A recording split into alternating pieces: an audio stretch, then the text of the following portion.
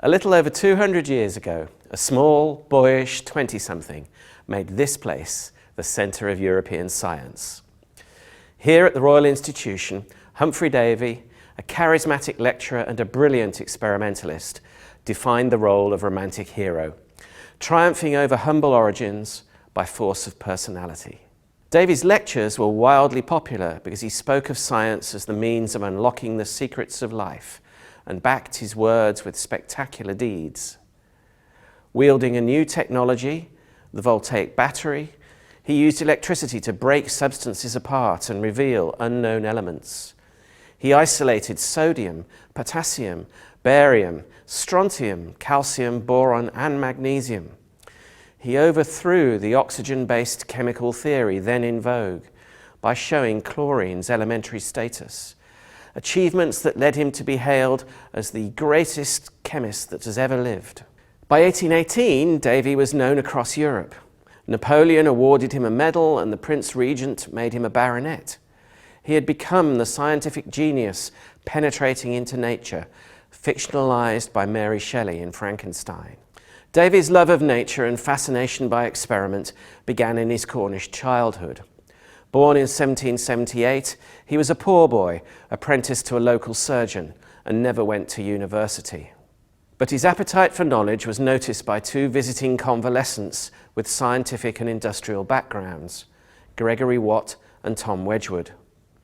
In 1798, on their recommendation, Davy was appointed as assistant to the new Medical Pneumatic Institution in Bristol, where Thomas Beddoes hoped to cure the sick with newly discovered gases.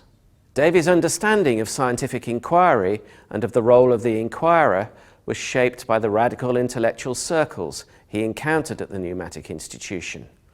It was there that he came into contact with other inquirers into nature: Beddoes, Coleridge, Southey, John King, Wordsworth, for whom experiment and poetry were related ways of exploring man's relationship to the world. Davy's guiding principles of genius, power, sublimity, and nature were developed at this time.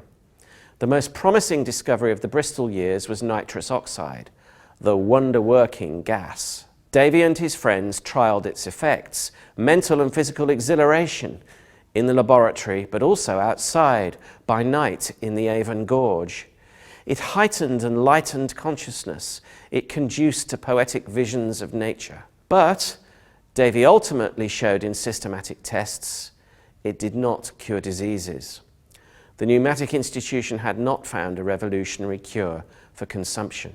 In 1801, Davy left the Pneumatic Institution behind, remodelled himself under the patronage of Sir Joseph Banks, the president of the Royal Society, and began his meteoric rise to fame. He shed his radicalism and became an establishment man, associating with lords and ladies as well as fellow men of science.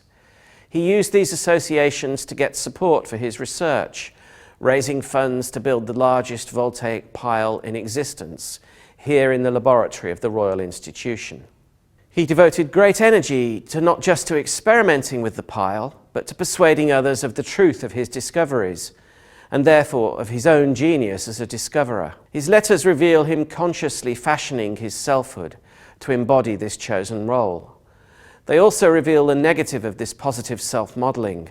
When others were not persuaded of his rightness, originality, or genius, Davy rapidly grew angry.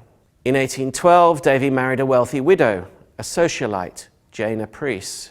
He was knighted, and in 1813 the couple travelled to France with Davy's new assistant, Michael Faraday, where Davy demonstrated the elemental status of a new substance he named iodine, but became involved in disputes with French chemists. Davy and his party then went to Italy, where Davy used a lens to melt a diamond, demonstrating it was made of carbon.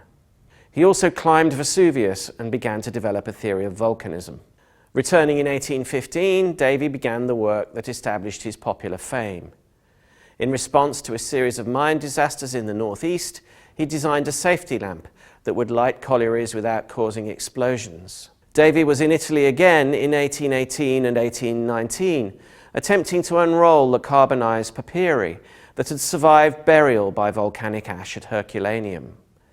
Once again, he became embroiled in conflict. The local curators saw his methods as destructive of the delicate material and resented his interference with their own procedures. Davy was pressurized to withdraw, the first major setback in applying his science, but not the last.